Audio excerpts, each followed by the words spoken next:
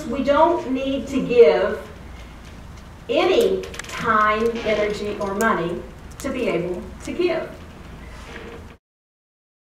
Keith, a friend of ours, was telling me the story that he was having these seasonal allergies, and he said he was miserable.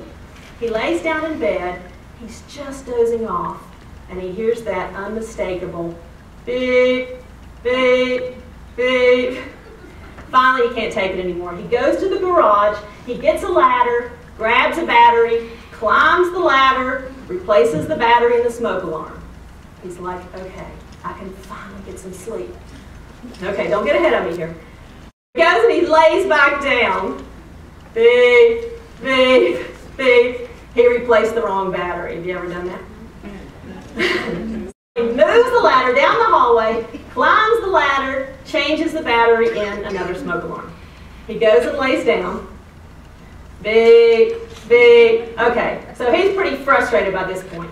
Climbs the ladder, takes the smoke detector off, takes it to the garage and grabs a hammer and smashes the smoke detector. Goes back to bed, and of course, what did he hear? Beep, beep. It smashed the wrong one. He climbs the ladder again, and of course he hears the unmistakable beep as he gets to the top of the ladder. His wife was out of town, and she called him and said, hey, I'm coming through town. Do you need me to get anything? He said, yeah, we need a new smoke alarm.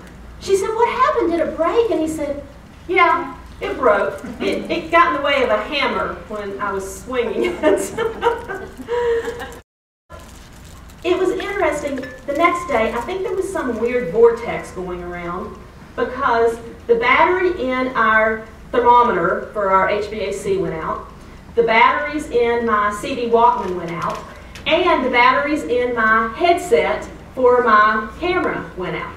So I had batteries to change them, but now I've got this handful of batteries, and I'm saying, what am I going to do with all those batteries? And I know I shouldn't put them in the landfill because they've got all these chemicals that leak out. Well, I found a place that recycles batteries.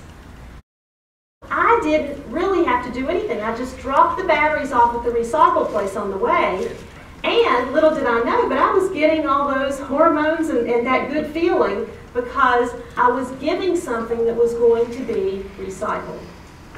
Sometimes you don't need to give any money, time, or energy. My neighbor called me to vent her frustrations, and she said, so I spent a month getting together a princess outfit for my granddaughter. And she said that she found the shoes, and she found the dress, and she found the tiara and the pocketbook, and she put them all in a box. She filled out the Federal Express slip. She left the box on the counter and said to her husband, would you please take that to Federal Express to our granddaughter whose birthday is this weekend. It'll get there the day before.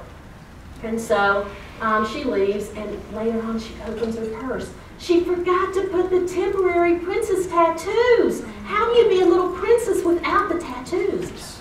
So she called her husband and she said, have you sent the box yet? Now, okay, you're getting ahead of me. He said, oh yeah, I just got back from the post office. She said, the post office? Don't tell me you mailed it. He said, oh yeah, it was cheaper that way. She said, it's not going to get there in time. She was livid. She said, I'm standing in line at the grocery store, and I open my purse, and I see those princess tattoos. And she said, so I start getting angry again.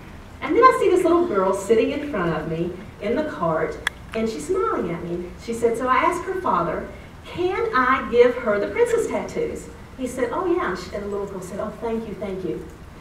My friend said, if I only had a blog to write, I could write this in my blog.